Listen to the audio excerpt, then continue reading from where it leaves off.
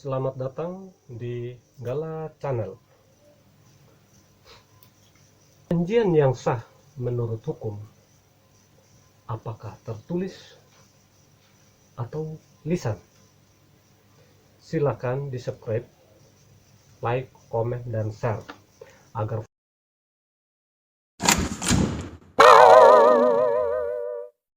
perjanjian yang sah menurut hukum, apakah tertulis atau lisan? Ingat, tidak dapat diproses hukum kepada seseorang atas perbuatannya yang belum dirumuskan dalam aturan perundang-undangan yang terlebih dahulu.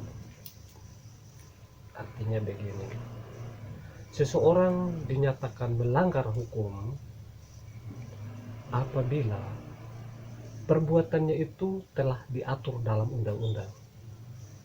Namun, seseorang melakukan pelanggaran tapi belum tertuangkan atau belum dituangkan dalam lembaran negara yaitu undang-undang, maka belum bisa diproses secara hukum. Ya. Yang paling sering dalam hal ini, mana yang terlebih dahulu, hukumkah atau perbuatannya?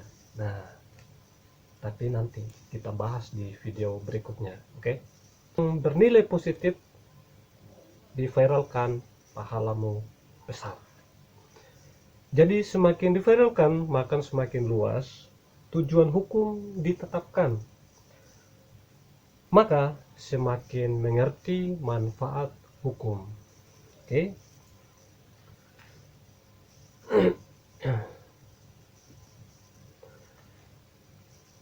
Jangan lupa bersedekah waktu, ilmu, pengetahuan. Jangan hanya uang. Karena di masa pandemi sedang krisis ekonomi. Memotivasi teman, memberikan wejangan supaya mereka terhindar dari hal-hal yang tidak diduga yang merugikan. Nah, kita bahas yang merugikan dan tidak kita terima yang menguntungkan. Menurut pasal 1320 ya, pada buku Undang-Undang Hukum Perdata, perikatan yang lahir dari kontrak atau persetujuan itu ada di bagian 2 ya, tapi itu sudah tidak perlu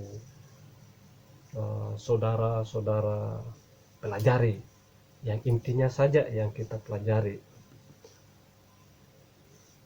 Supaya terjadinya persetujuan yang sah ya, perlu dipenuhi 4 syarat dalam suatu perjanjian.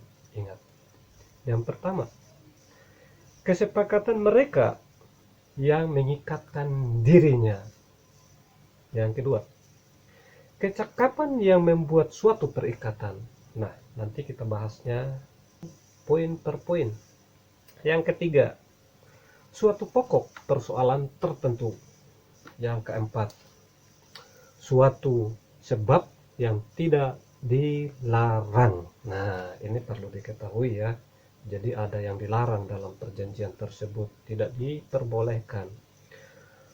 Pendapat hukumnya mengenai dalam perjanjian lebih dari satu orang. Artinya perjanjian itu ada lawannya, perorangan maupun sekelompok atau badan hukum atau badan usaha atau apa. Artinya itu ada pihak lain yang menjadi ikatan perjanjian tersebut. Dalam membuat perjanjian menjadi kuat dan sah secara hukum yang berlaku. Ya, artinya karena ada yang menjadi pasangannya dalam membuat suatu perjanjian, makanya disebut sebagai ikatan perjanjian, saling mengikat, yang lawannya juga mengikatkan dirinya dan juga yang mau melakukan perjanjian mengikatkan dirinya ya. gitu ya.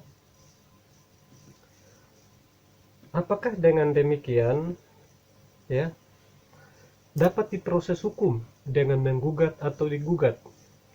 Ya, tunggu dulu, jangan mikirnya rugi terus ngajukan gugatan dan juga untung digugat, kebanyakan begitu ya. Yang rugi pun digugat, yang untung ya, maksudnya yang telah mendapatkan keuntungan masih menggugat yang rugi. Ini nih menarik, rata-rata yang rugi selalu menggugat yang untung, maksudnya menguntungkan dirinya. Kesepakatan mereka yang mengikatkan dirinya ya, sepakat itu ada namanya perikatan perjanjian, diadakan ya, juga adanya saksi dan buktinya secara tertulis maupun lisan. Nah, jadi lisan juga udah sah, yang penting ada namanya saksi yang menyaksikan adanya perjanjian tersebut. Nah, kalau tidak dapat adakan saksi, maka secara tertulis yang lebih baik. Jadi dalam perkara ikatan perjanjian yang paling bagus dan aman buat saudara-saudara, Bapak Ibu, adalah tertulis. Bagaimana dengan lisan? Ya tetap sah, yang jelas ada kesepakatan gitu ya. Itu pendapat hukumnya. Yang kedua, kecakapan untuk membuat suatu perikatan. Nah, dengan nilai kepribadian mengenai usia itu penting. Seorang yang melakukan kesepakatan atau kecakapan, disebut kecakapan,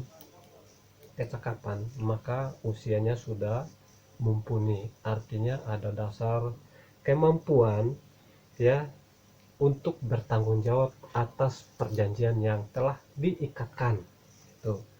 Yang ketiga, pokok persoalan ya, pokok persoalan tertentu, objek atau perihal yang diperjanjikan harus mempunyai pokok suatu nilai ya, yang bentuknya berupa benda.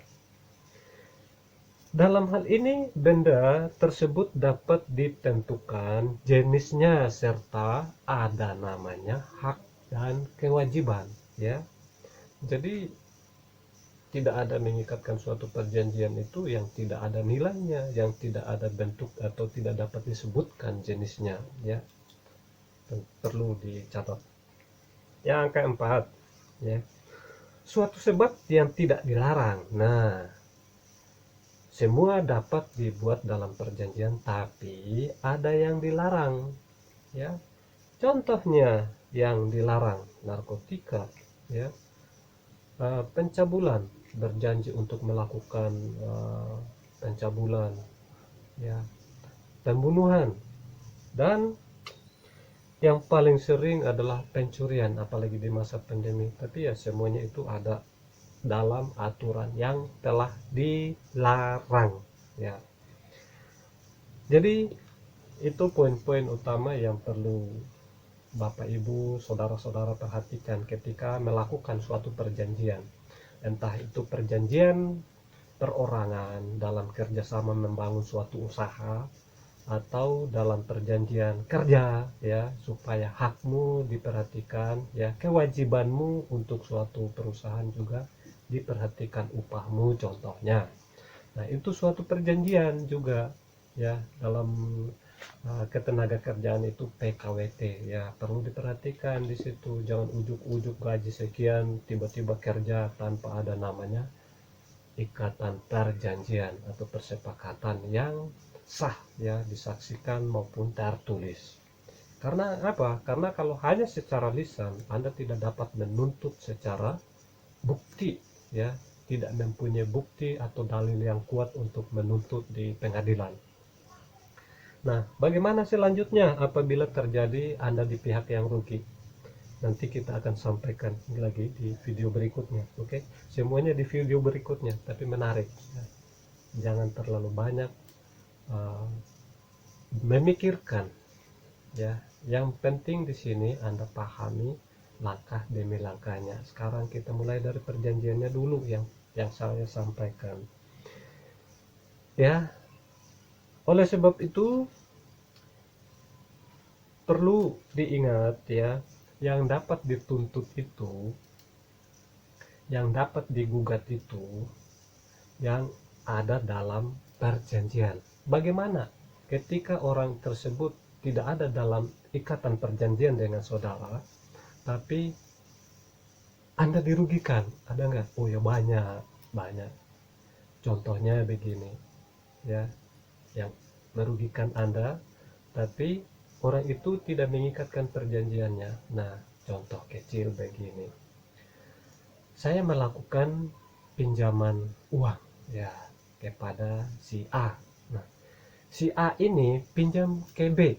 Nah, si B ini memberikan pinjaman kepada si A dan A memberikannya kepada saya. Ketika saya tidak mengembalikannya kepada si A, ya, untuk dilanjutkan pengembalian itu kepada si B, maka si B tidak bisa memproses hukum kepada saya. Karena yang bersangkutan aturan pinjam meminjam dengan saya adalah si A. Jadi sampai di sini paham. Ya, jangan sekali-sekali karena melihat orang yang ada di situ dan mengadukannya, Anda bisa dituntut balik. Gitu. Oke? Jadi demikian yang dapat saya bagikan. Kita sharing-sharing mengenai hukum lebih lanjut, hukum perdata, hukum pidana. Ya. Oke? Sekian. Jangan lupa di share video ini agar semakin diviralkan, maka manfaat hukum semakin dapat diperoleh oleh masyarakat atau rakyat Indonesia.